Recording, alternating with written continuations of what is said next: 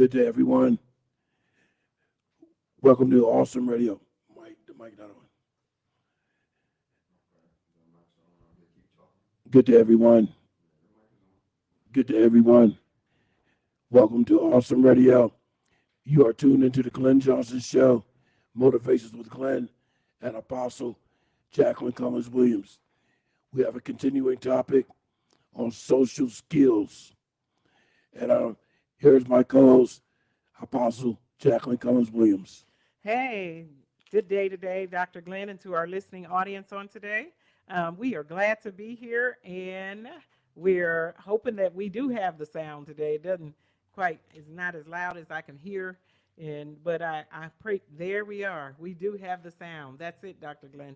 Thank you so much. We're glad to be here on today, and we hope that this subject of social skills, where we're talking about adults having social skills, is a very good subject for you all to learn from. I'm sure we got some great things to say and in store on this particular broadcast on today, and we're glad to have you here on today. You know, we're never too old to polish up on our skills as adults. There's some things. There's some things that we have forgotten, maybe, and some things that we have over time have just overlooked. But we can begin to polish up our own selves and continue to work on ourselves, continue to improve, continue to grow. And that's why we're going to do this show on today, is to improve and to grow. And so today we're going to start out the show today by talking about one of the social skills, which is empathy. Empathy is, and I'm going to be able to say this now, empathy is understanding someone else's experience, and it's to be able to put yourself in someone else's shoes. Can you put yourself in someone else's shoes when they're telling you about their story, when they're telling you about their pain? Also, you know, when people begin to express to you that something hurts them or something bothers them, can you have empathy for other people? And it's something that we learn as children. It's a skill that we should pick up as children, but sometimes even as children, we have overlooked or we skipped or we fail to be able to gain empathy for other people. And that's what we need to have. We have to be empathetic to other people's plights. And a lot of times, if you put yourself in the other person's shoes, you will tend to treat people differently. You'll treat people how you want to be treated, and not just any kind of way. Dr. Glenn? I understand, Jackie, and me and the engineer was getting some audio situations straightened out, but I totally agree with you. And it also mentions some of those same aspects that you just mentioned in the documents that's entitled The Importance of Facial Expressions in Communications. So we'll probably share a little bit more when we get to that document, Jackie. Definitely. But we're going to stick right here for a few minutes with empathy and how, we're living in a world and a time where their hearts can be very, very cold. And, you know, the Bible says that love has waxed cold. Where people, they don't feel for other people. They don't feel situations. They don't have that love for other people. And empathy is a part of compassion. It's a part of love. You know, and I want to say this, and I'm going to step right on this and say it, that you cannot be a Christian and not have empathy. You cannot be a Christian or claim to be a Christian and know the Lord Jesus, because our faith is built upon love. And you can't do it. It just doesn't go together. And so, you know, the Bible says that they'll know that we belong to him by how we love other people. They're going to see the love of God and Christ on the inside of us, and then we're going to know that we're his disciples by that. That's how they're going to recognize us. But if we don't have any love and we look just like the world, we have no empathy, then our testimony of knowing Jesus Christ is ineffective. We have to be able to love people, and everything that we do has to be based upon love. It has to be based upon the love of Christ, and then turning outward and loving other people. That's what it has to be based upon. So empathy is one of the social skills that especially, and we are eventually, Dr. Glenn, we mentioned last week that we were going to bring on and talk about kids with social skills. But I'm just here to tell you today that a lot of adults need social skills. I was seeing on this week the president with his almost assassination attempt, or what we saw on the broadcast or what we saw on television and in our social media. And a lot of people absolutely hate the president. They hate Trump. They hate, the president hopeful, or Yeah. the ex-president. The I want to ex-president. say he's not the current president, but they hate that president hopeful. And seeing some of the comments and different things, and to look and see, I remember this one particular event that I saw, or video that I saw, of a little girl. And when he was president, he walked over to the little girl and said, "Hey, little girl," you know how older people just kind of chuckling at a child, "Hey, little girl," and just kind of, reached at her. And the little girl reached back and said something so vicious to him. And I thought, your parents had to teach you that. They had to teach you to hate this man. And That's you, right. you're a little girl. What do you know about these politics and this stuff? This is stuff that you garnered from other people. And so empathy, just like hate, can be taught from the time that you were a child. That's right. And with all that being said, Jackie, I was going to indulge you with empathy versus sympathy. What are the differences? And if you can scroll down here, let's see what they're saying. And I just want to make sure everybody has a clear understanding the difference between empathy and sympathy.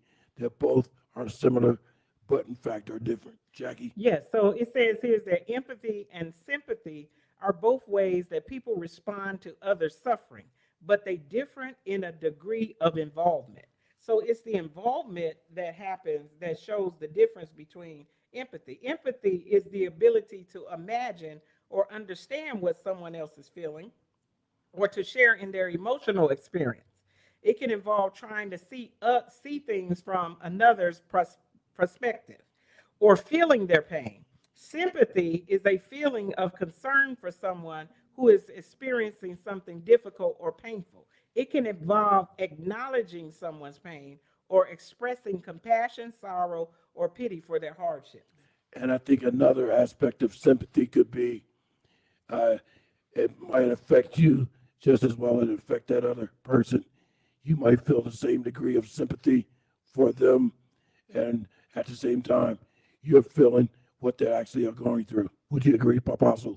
Definitely, but I think that's more on the empathy part of it, is to be able to understand what they're feeling, but the sympathy part is more in expressing sorrow for what they're feeling. So that's where I feel like there's a big difference there. And so, one of the things that we do is as a child, we begin to develop empathy. But how do you practice empathy? Because sometimes, we can hear a thing and it doesn't affect us like we could. We don't want our hearts to grow hard or stale. I want to use the word stale. We don't want our hearts to grow cold. We don't want to be cold hearted. And sometimes when we're in this world, and we're seeing so many things that are happening all the time, we can become desensitized to things. And we can become so that we look like, oh, that's just an everyday happening. Oh, well, it's just a part of life. Oh, that's what it is in this world. And we have stopped operating in empathy and sympathy for others. We have to keep our hearts tender, and we have to keep our spirit tender towards the Lord. And when we begin to love on the Lord and love him more and more, and we begin to express that to God, it will also radiate out to other people. Because there are people that stop telling the Lord that they love him. They stop expressing that they love the Lord. I'm a Christian, and I declared this, I don't know how many years ago, but I've not renewed and revived my relationship. And so we're getting ready to go out on our first break, Dr. Glenn. We want our listening audience to come back. We got some juicy things here, some good things to talk about when we come back, how to practice empathy and put it more into activity into our lives. Dr. Glenn? And if you have a comment or like to share your thoughts or concerns about our topic of today of discussion, please don't hesitate to call in. The number to call you will be live on the broadcast, 252-756-2008. Keep it locked right here to Awesome Radio, WECU. Back in a moment. My name is Jayla, and you're to see to my papa, Glenn Johnson, on the ready. From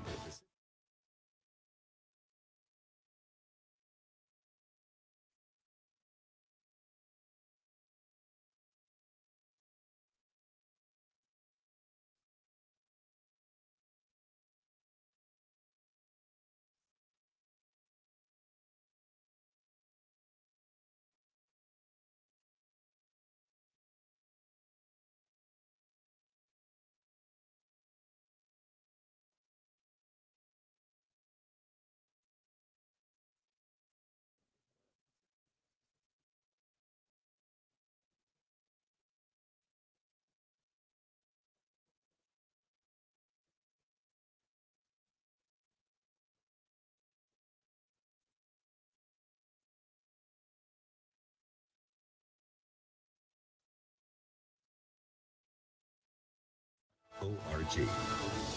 Hello, my name is Dr. Wiley Nifong. Thank you for listening to Awesome Radio, 107.5 FM, 1570 AM, WECU. Welcome back, everyone, to the Glenn Johnson Show, Motivations with Glenn and Apostle Jacqueline Collins Williams.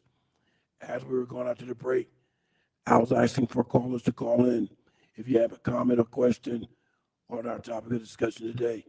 Once again, that number is 252-756-2008.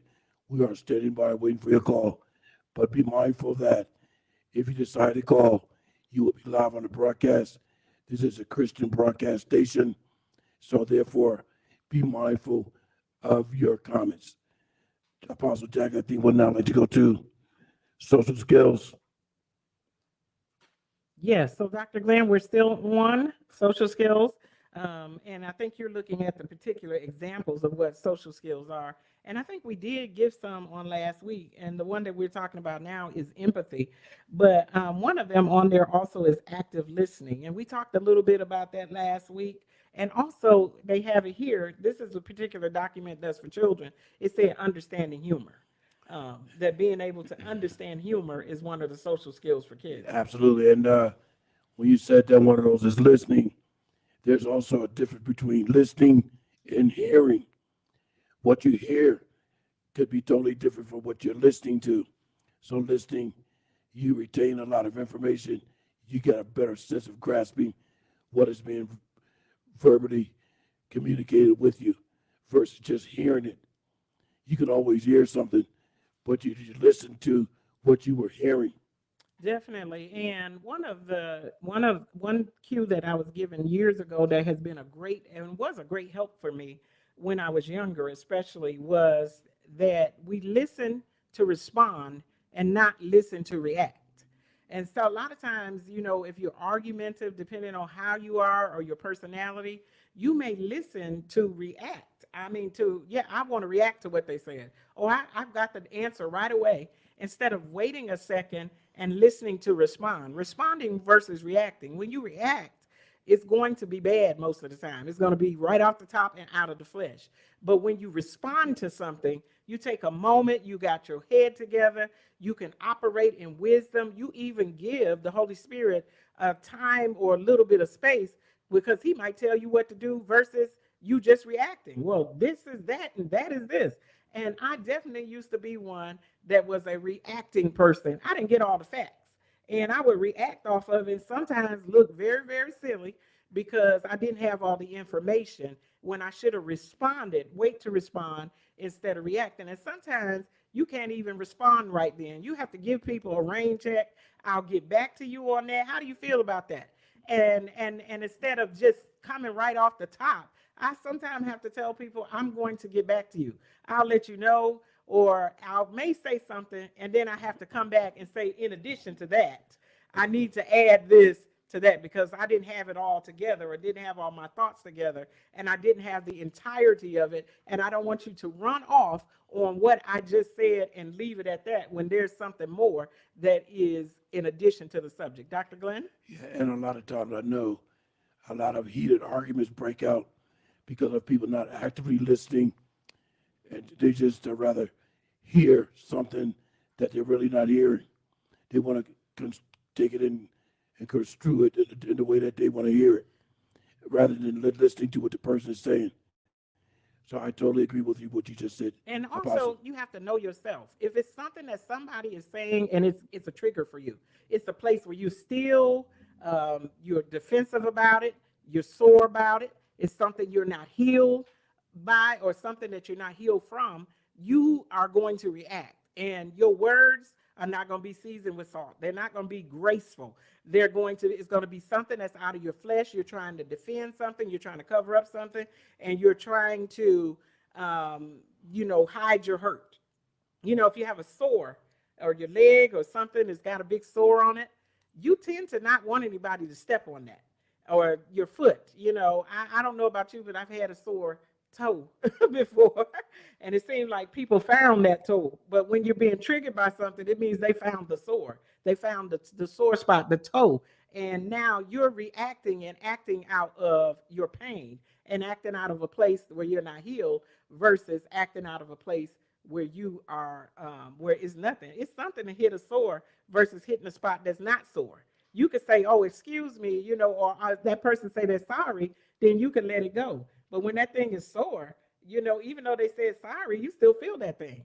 You still feel it because it takes a little bit something deeper. So you have to watch your own triggers and don't get triggered by things, and separate yourself from it. What they're talking about may not even have anything or exactly be concerning your situation. But because you have something hidden on the inside, you're reacting to that particular thing that was said, and you're reacting as it's like a trigger for you. Like somebody just pulled the trigger on a gun and shot something off, and you are acting like that. And I like what you just said a moment ago about your words might not be seasoned with salt, meaning that your words are not as flavorful as it should be. But in the case of communications, your words might not be seasoned with what give off the right flavor or construed better to what you're trying to say. Grace is what we're talking about. We're talking about giving people grace. And sometimes we want it, but we don't want to give it out to other people. We want it for ourselves. I want you to see how I feel and understand how I feel, but I don't want to have that sympathy for anybody else. And that's the way a lot of people are. They want grace. They want God to forgive them for things, but then they don't want to forgive other people.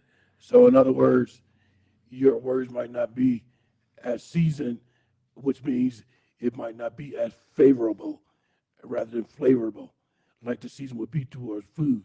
Your words might not be as favorable to that person. Right, Jackie? Definitely. I had a situation this definitely week where one of the things with empathy is putting yourself in that person's shoes. So I had this situation, and I said to the person, I said, now I'm going to turn this on you, and I'm going to put you in my shoes. Well, how would you feel if I did this to you? And then, the person said to me that you're trying to manipulate me. And I said, no, I'm not trying to manipulate you. When you don't want to look at and see it from my vantage point, or have sympathy or empathy about my situation, now you're saying that it's manipulation. Well, what about it when you were doing it to me? Was that manipulation then? But now they said it was manipulation when I told them to get it and look at it from my shoes. And I just changed our names with the same situation and put it back on them. And they didn't like how it felt. And so they were trying to ease their way out of it, instead of having the empathy for me that I needed, or the understanding that I wanted them to understand how I felt in the situation. But they wanted to try to take it off, and how we try to dislodge things, or we try to deflect things, and we try to put it in another way because we don't want to receive the truth. Yeah, I understand exactly what you mean. And I hate to bring this up, but it's almost like the situation at the Academy Awards with Will Smith and Chris Rock. And I know Will Smith has better understanding and managing what he displayed. But I was really taken aback by the language that he used live on national broadcast. I never heard him speak that way to anybody before in my life until that incident happened. He should have had better empathy and compassion for what Chris Rock was trying to relay. He wasn't making a joke about his wife. I just think he blew the whole thing out of proportion. But I was just taken aback by the language that he used on live broadcast, We have about 1 minute to go, and then we'll be back with our 30 minutes of broadcast. So please don't hesitate to call in 252-902-9222. I would love to hear your thoughts and comments. Jackie. Yes, and Dr. Glenn, I'm gonna say this right out on the air. I hope that Will Smith went to that man and apologized because he was absolutely wrong. And no matter somebody's talking about your wife or whatever, you don't get up and go slap them. And doing that on national television. Live on national TV. Oh yeah, he tore down his reputation, and he's still Yeah. trying to mend that. He's And still the trying words, to fix it. the words he spoke, obviously I can't repeat them, and I would not ever do that. But that was just a shock by the language that he used. And we talked about it. He was triggered. He got triggered by his wife, and he got up and shot off like a gun. And so that's not one of the things we need to see. He needed to respond instead of reacting. We're getting ready to go out to a break, and we want you to come right back here. We might have you don't know which way we're going to go. We're going to have some interesting topics and finish this topic talking about empathy and talking about social skills here. So keep it locked right here at Awesome Radio 107.5. and 1570 AM on your dial. We'll be right back in a moment.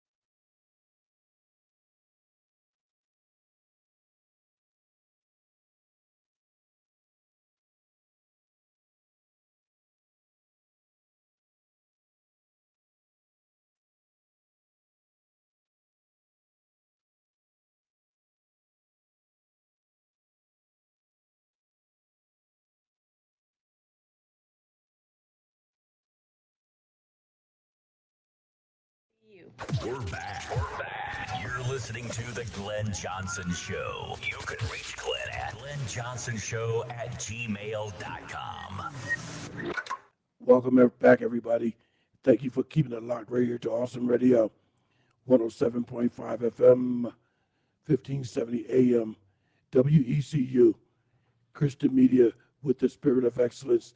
You are still tuned into The Glenn Johnson Show, Motivations with Glenn and Apostle Jacqueline Collins Williams. We are down to our final 30 minutes of today's broadcast. So I'm going to go right back over to my co-host.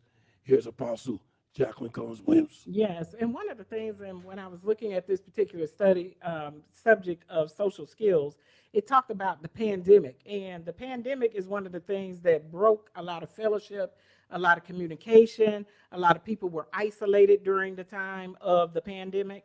And a lot of people lost a lot of social skills. They may have been more confident with speaking and communicating, and things had to be distanced. There was no in-person and a lot of things, and even with the children too, going to school and different things. So the pandemic was one of the things that kind of set back and set a lot of people back with their social skills because they could no longer be social. Everything was shut down. You had to stay 5 feet distance or more from everybody.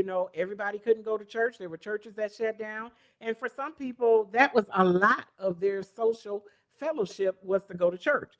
So that definitely, COVID is one of the things, and the pandemic is one of the things that set a lot of people backwards with their social skills. Dr. Glenn? I'm glad you just mentioned what you just mentioned because I just realized something. A couple of times I had talked about my youngest granddaughter and all the questions that she asked me. I wish you could read the transcript in my mind of all the things I'm thinking of to get her to stop asking me questions, but I can't do that. She's a young girl. She doesn't fully understand. But what made me just realize something was when you mentioned the pandemic, of course, she asked me all these questions and always want to be around me because she was born during the pandemic. So she always saw me with a mask on, never saw my face.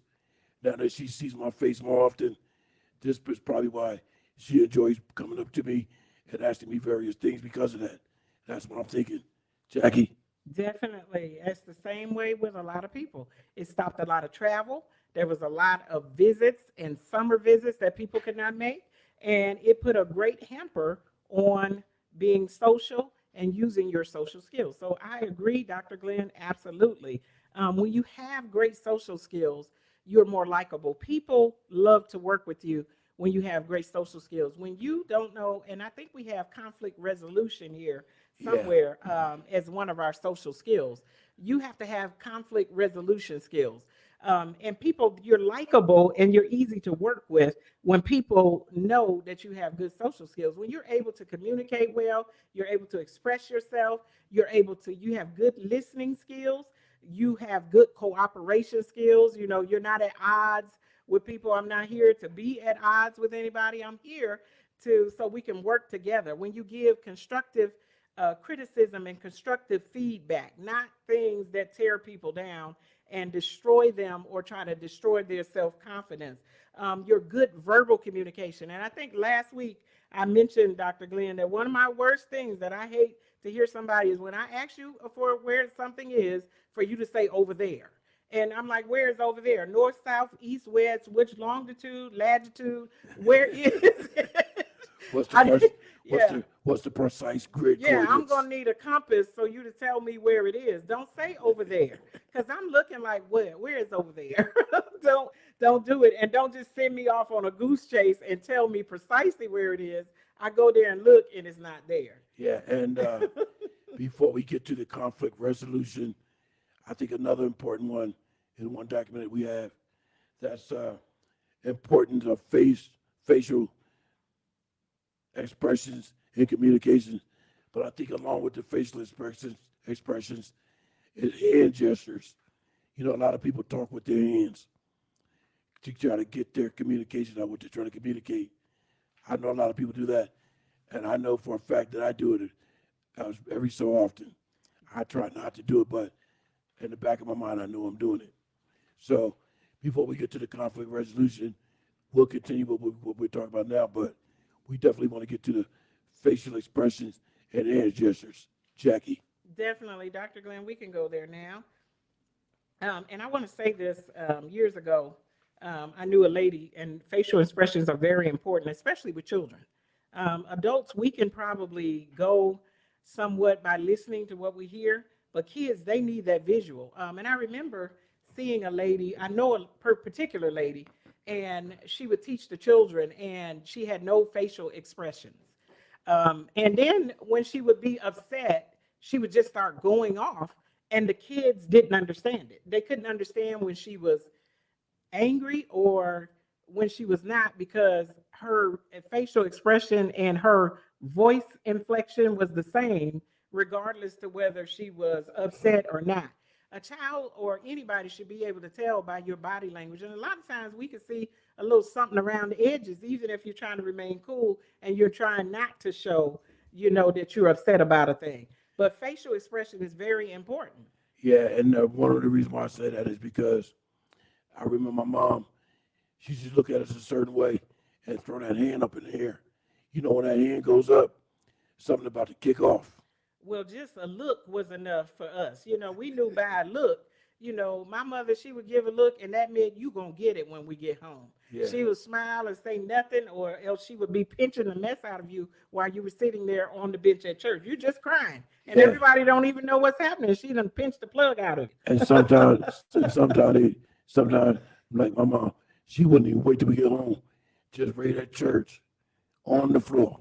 In the store, wherever my mother says, well, she used to say, wherever it clouds up, sometimes that's where it needs to rain. So she would rain on us right there. I think I was about 6 years old, probably. And I took a piece of candy off the shelf when my mom had took me to the store with her. Do you know my mom told the person behind the register to call the police? I still remember that officer to this day, which is how I ended up in law enforcement. I had always endured law enforcement ever since that day. I think I was 6 years old when she told the owner of the store, call the police. Wow. Now mine wasn't that bad. She wasn't gonna sick the police on us. Well, her intention was just, to show me what I did was wrong. Oh yeah. It was actually stealing. I can understand that. So, Dr. Glenn, let's step over to conflict resolution, Yes. because that's a big one for a lot of people. A lot of people don't know, and their purpose in mind whenever a conflict arises is not to resolve it. Sometimes they're trying to prove that they're right, and they're not looking to resolve a conflict. How do you resolve conflict? You know, a lot of people, they don't have those skills. They don't know how to resolve a conflict, or they don't even know how to avoid a conflict. Yeah. They just let whatever goes on, and you know, the young people say they bout it now. They're about it. About it, yeah, right. I know a lot of them say about it. They bout it now. But They're ready. we're down to a minute and a half before we go to the next break. Then we'll be back with our final 10 minutes. So, Jackie, continue with 1 minute. When we come back, we'll get into the last 10 minutes on conflict resolution. Jackie. Definitely, Dr. Glenn, I want to give just the definition here very quickly. The definition of conflict resolution is to resolve an issue or a problem between two or more people. And that means to resolve it, not try to prove that you're right. And if that's your point with the conflict, then you're not going to have a resolution, especially if two people both are strong-willed and they both have the same mindset. Conflict will just keep going on and on. The motive with conflict, or trying to, you know, even speak in a conflict, is to get equitable resolution. Yeah, because I think sometimes you can solve a problem, but when you resolve the problem, which is absolute resolute, then the problem is totally resolved. So the resolve is totally different from solving something. And we'll continue this topic when we come back for this next break. We have 40 seconds before we go to the break.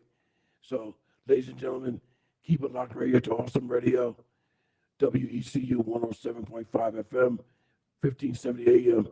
Jackie, take us out to the break, please. Yes, this is Awesome Radio. Come right back here, and we'll be right back here with some more great subject matter on conflict resolution. This is Awesome Radio 107.5 WECU 1570 AM on your dial. We're looking forward to you to come right back. You also can still call in. 252-756-2008 is the studio line, and you'll be live on the radio with us right back in a moment.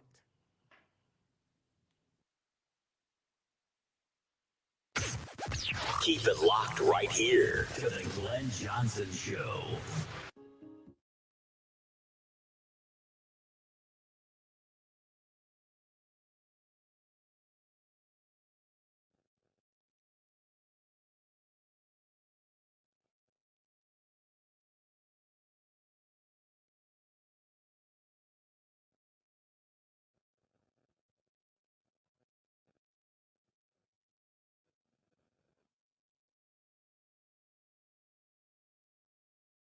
Hello, my name is Hayden. Thank you for listening to Awesome Radio, 107.5 FM, 1570 AM, WECU.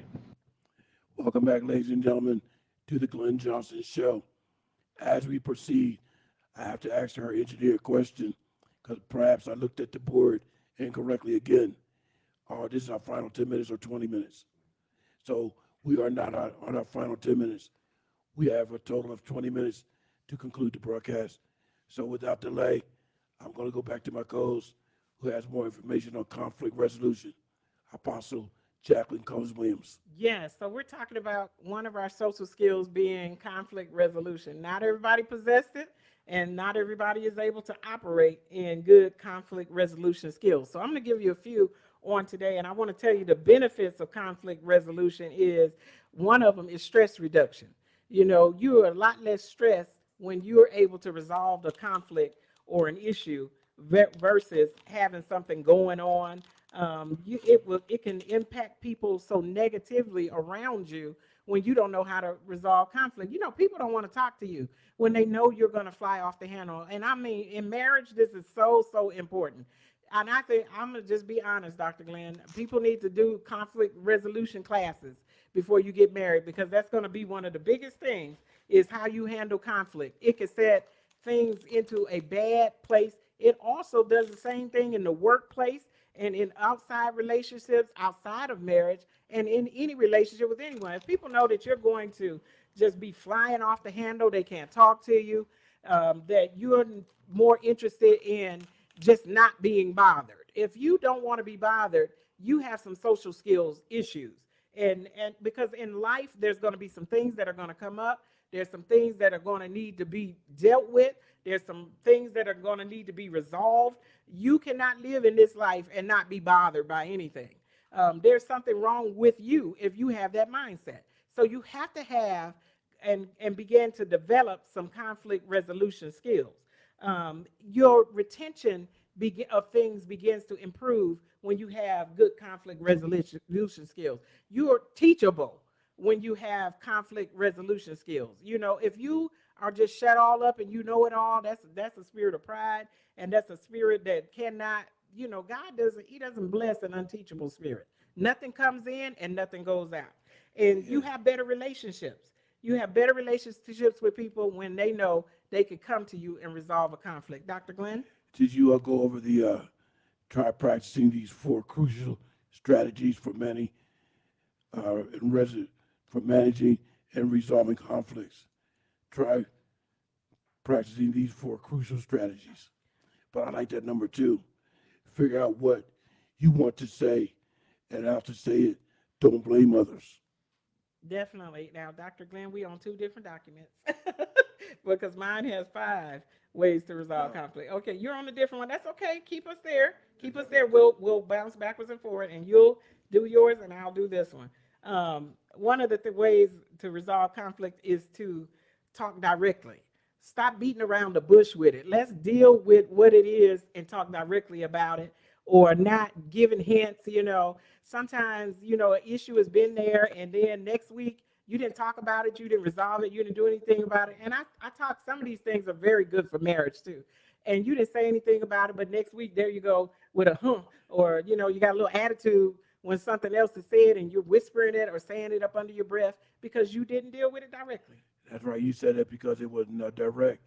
It was giving hints rather than just speaking out rightly. That's right. And so you're harboring it, and it's just festering. That's a good way to put it. Harboring and festering. The Bible says, don't let the sun go down on your wrath. Don't go to bed mad about something and angry about something. At least, even if you haven't gotten it resolved, forgive it. I forgive it right now, and I let it go. That's what I'll say, Dr. Glenn. Sometimes I forgive it right now. I'm not going to harbor it. Immediately, I start forgiving it because I don't want that thing bothering me. I don't want it to set up and fester, and now it's become like an infection. You know, it's something big and ugly, and it stinks. And then once it is tackled, it could be, you know, a big blow up about it because you sat there and kept it in instead of dealing with it. Dr. Glenn? Absolutely. I'm trying to scroll down the page here. As you said, we were on 2 different documents, but just like you just mentioned, and on the document I have, one of the number one things is think it over. Honestly, assess the situation. Right. Also, and that goes exactly what I'm getting ready to say here. Yeah. Choose a good time. Don't come and try to resolve a conflict, you know, that moment. And those of you that are in ministry, especially, it's something before you get ready to go up or you have something important to do. And now the moment before you get ready to go up, somebody's bringing something ridiculous that they could wait until it was after. Make sure that your timing is right. If a person is already under stress, they got a million things going. The time when they stepped on your little toenail, you know, 2 years ago, is not the time to bring it up right at that moment. Also, we talked about empathy, putting yourself in somebody else's shoes. Know the timing and do things in a good timing. It's a time and a place to do things, all things decently and in order. And sometimes you could be perceived in the wrong way just because you're doing it in the wrong timing. Yeah, and another one I just thought of, and not to disrespect any people out there, but older people would say, I know my mom did, my aunt did, don't make a mountain out of a molehill. And what that meant was, don't make the situation larger than what it is. Don't make a mountain out of a molehill. Think about, too, what you're going to say before time. Know what you're coming, your subject matter, what you're going to say. Don't come in there and you want some time and you haven't even thought about it. You don't even know how to express what the issue is or how. If you're coming with conflict resolution, you should be coming with some form of a solution that benefits everybody. Not a solution that just benefits you out of your own selfishness, but what is going to be good for everyone in that situation. Dr. Glenn?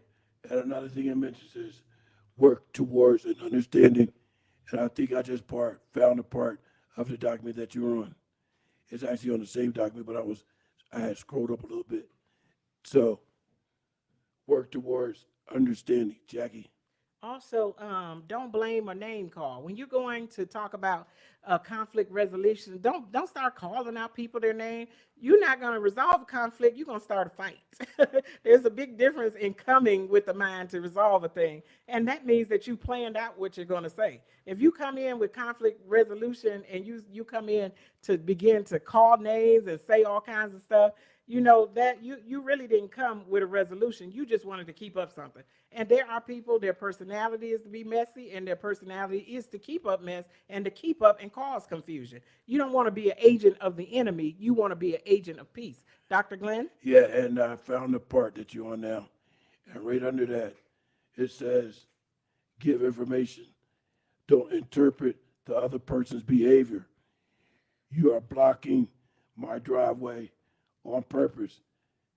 That was just an example, just to make me mad. So the person was blocking the driveway on purpose just to make that person mad. So she didn't interpret the other person's behavior. Instead, give information about your own feelings. When your car blocks my driveway, I get angry because I get to work on time. That was an example. Also listen and show that you're listening. If you came with and you want to resolve a conflict, it means that you came with an ear to listen, not to get your point across and just to have it your way. You're not going to listen when you're coming and you have the mindset that is my way or the highway. Yeah. And we used to say my foe and no more. When it's your foe and no more, then you already have got things set in your mind and you don't want a conflict to be resolved. And last one says to talk it through. Talk it through. Be civil. Give other people, don't just put your words out there and you don't give other people a chance to respond or have any input. Dr. Glenn? We have 60 seconds before we go to our next break. Then we'll be back for sure with our final 10 minutes. I got it right this time, Lord Jesus. So Dr. Glenn, that's awesome. we're still waiting for a caller to call in. If you'd like to call in during our last 10 minutes, please don't hesitate to do so. We are live, standing by, waiting for your call. We have 40 seconds. We go to the break. I'm going to let Apostle Jacqueline Collins-Williams take us out to the final break. Jackie. Yes, you're definitely willing. We want you to call in. We are open for hearing from you on today. This is a great subject. And like I said, these are also marriage points and relationship points in all areas that you can use. And we pray that you have gotten something very good today. This is Awesome Radio 107.5 FM, WECU. And 1570 AM on your dial. We want you to come on right back here and hear the conclusion of this matter. When we come back, we have some more good things for you. And we want you to come here and stay locked in and tuned in with us. Right back in a moment.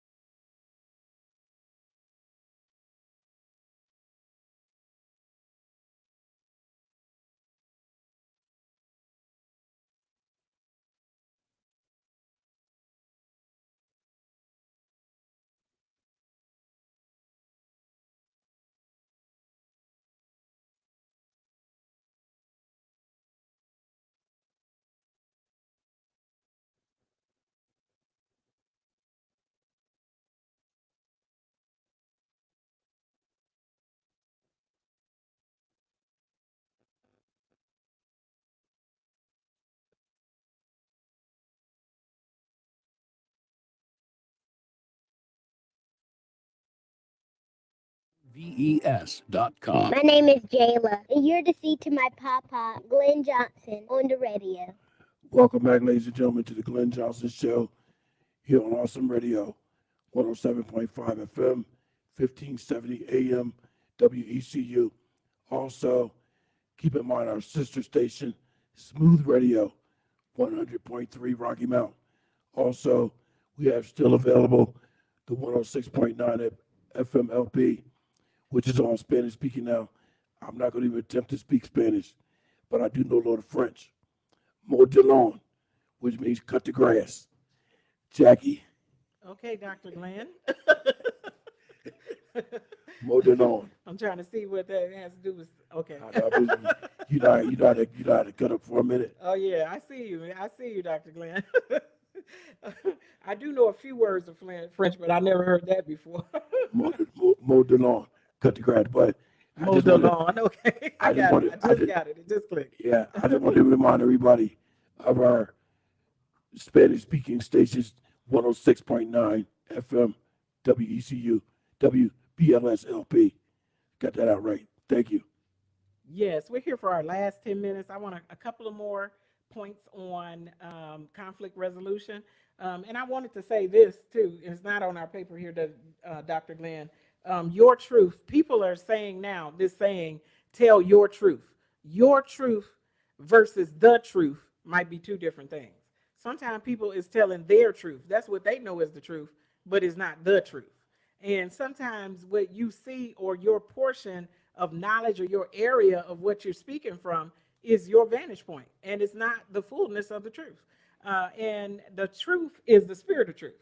You have to operate in the spirit of truth. And sometimes your truth and the spirit of truth are two different things. Dr. Glenn? I totally agree with you. And I think personally, speaking the truth is the best way to communicate rather than tell a fibble, what they call, or a lie.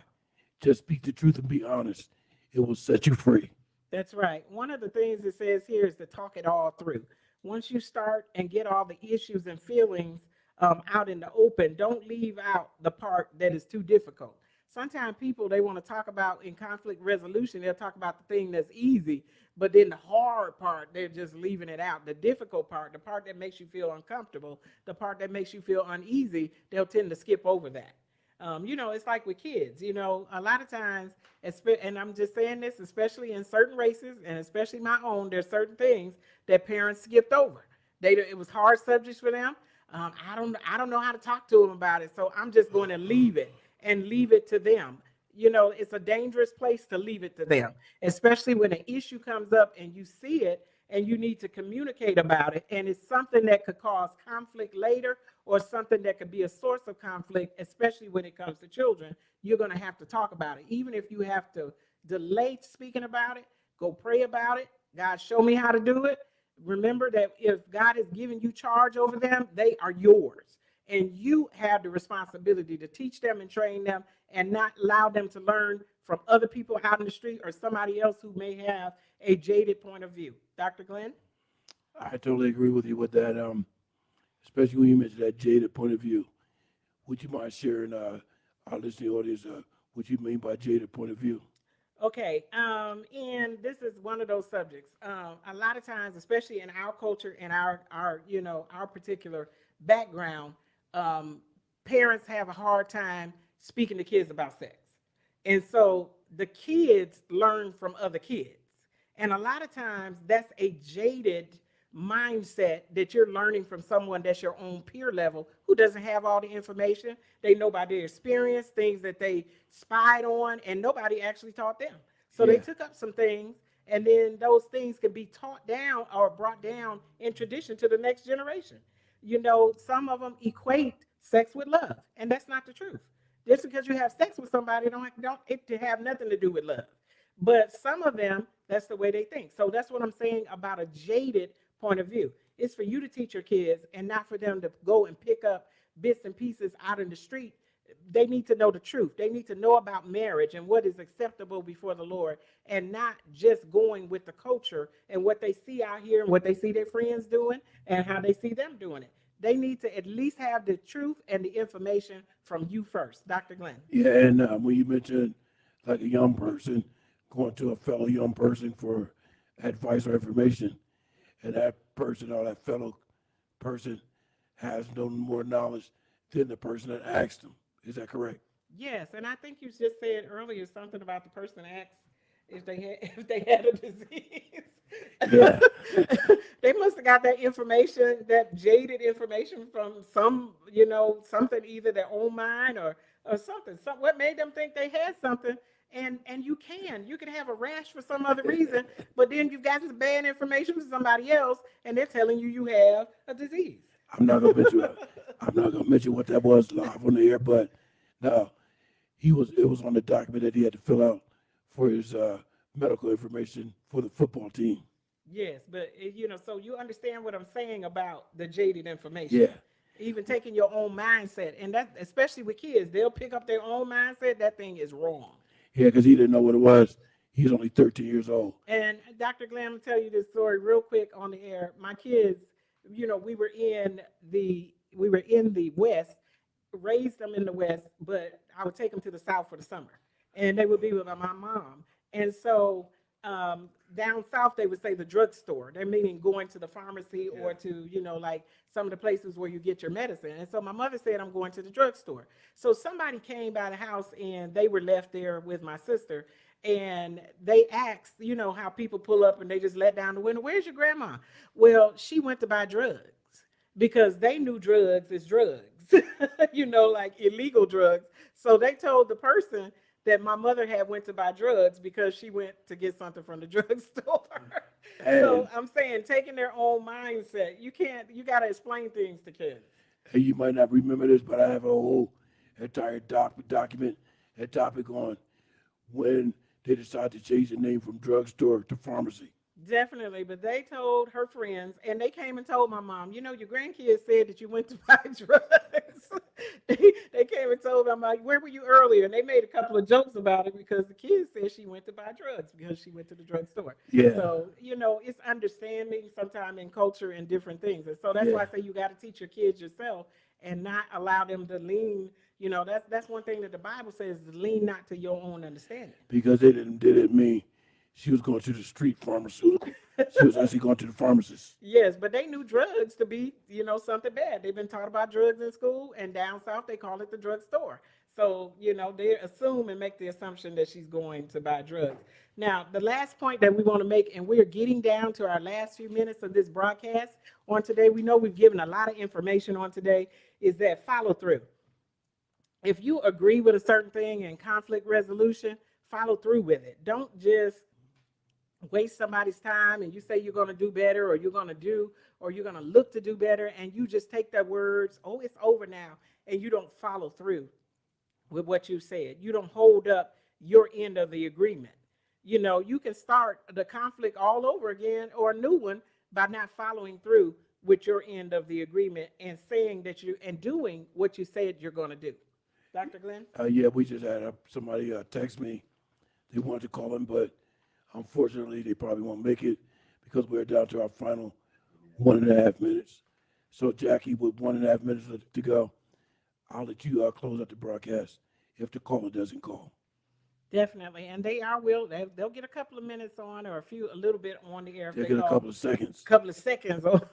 Yes, but they can also call back next week, and we can pick right on up. It's not too late. We'll be here again next week on Wednesday, and you can call in. And if you want to add something to these social skills and things that we're putting out here, this great information that we have on today, we all can polish up on our social skills, on our communication, on our facial expressions, on our verbal cooperation, collaboration, giving constructive feedback, facial, and I think I said that already, our facial, our facial cues, social cues, understanding humor, active listening, empathy, leadership, manners, and our nonverbal communication. We did those last week too, Dr. Glenn.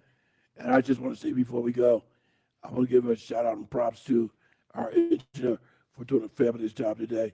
And I want to thank all listeners for tuning in today. I'll let Apostle Jackie close us out. Hey, let's brush up and let's come up and let's keep growing. Let's keep moving forward and pushing forward. And let's use some of these things that we talked about today in conflict resolution in our life. This is Awesome Radio, the Dr. Glenn Show, and we will be right back here on next week. And so we'll see you. This is